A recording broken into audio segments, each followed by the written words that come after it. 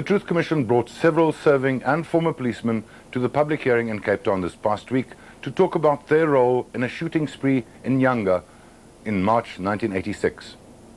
In a day of high drama, it was revealed for the first time that Vlakplaas members were involved in the gruesome execution of 7 young men from Gugulethu 10 years ago. These young men were shot and killed by police on March 3rd, 1986. It appears that they were at this Gugulethu intersection between NY1 and NY111 because they were planning to attack a police bus which used this route regularly. It is likely that they were members of an underground ANC cell. It is also likely that they were armed on that crisp autumn morning they were shot to pieces. What is not likely is the official story the police told about these deaths 10 years ago. Police said they were under attack and had acted purely in self-defense. They subsequently harassed and threatened eyewitnesses who saw them shoot some of the men at point-blank range. They slapped a subpoena on a journalist who interviewed these eyewitnesses. They then put a second journalist on trial for reporting untrue police action based on interviews he had done with the families. This week, those families continued to grieve and to ask why their sons died the way they did. Op aan die regterkant dan van NY 111 is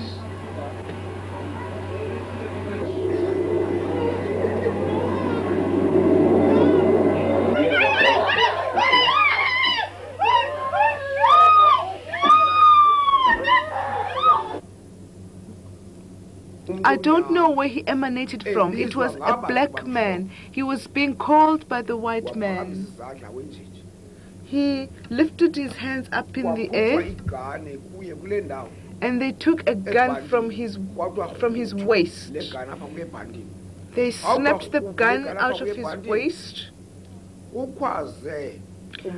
Immediately after that, a white man from NY1, just above the restaurants, called out saying Skito. He called out again, shoot him. He was kneed on the back and he fell on his back and was shot. 2 times. Twice. The first bullet went off and the second one.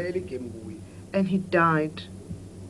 I think it was Cecil Msoto who I saw first, and he described the tail end of the shootout, in which opposite the dormitory we were in, under a gum tree, police had walked up to a guy, to one of the people they had shot, and had in fact fired a bullet into him while he was prostrate on the ground. On my way over the bridge, I was stopped. I came upon a lot of policemen standing in a row, and it's an army. They were dressed like that, and then I stopped. I stopped the bus. There was a man laying in the road. According to me, he was alive, but he never moved. And then amongst the lot that was there, a European policeman came out of the crowd and he approached the man laying on the ground. And he took out, I don't know if it's a revolver or a pistol, and he shot the man twice through the head. In front of me, in front of the 13 children that was in the bus, plus their house mother. 10 years ago, the inquests into the shooting spree found no one responsible. This week, police were finally asked to account for themselves. 9 local policemen, among them very senior and very well-known individuals, like the notorious Major Dolf Oudendal, was subpoenaed to appear before the TRC. 3 policemen testified. The most remarkable revelation came from Superintendent Rudolf Liebenberg, who reluctantly admitted that the suspected ANC cell had been infiltrated. Then he even more reluctantly agreed that the infiltrators were Vlakplaas Askaris. The infiltrators had informed them of the planned attack. The police and the Vlakplaas operatives then planned their strategy for Monday, the 3rd of March. Major Windel deployed leaders to various points with the instruction that after the vehicle had been identified,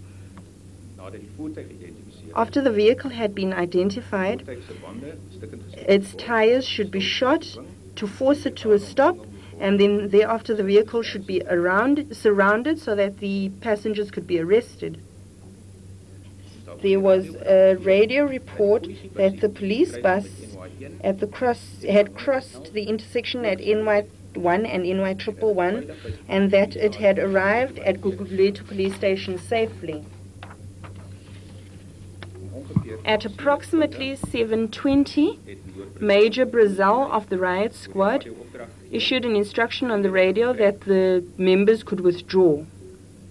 At approximately 7:25, someone reported to me that there was a group of black men at the corners of NY1 and NY111 who seemed suspect.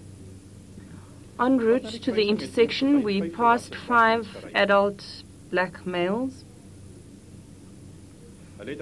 They walked on the right-hand side of the road in a westerly direction, in the direction of the intersection.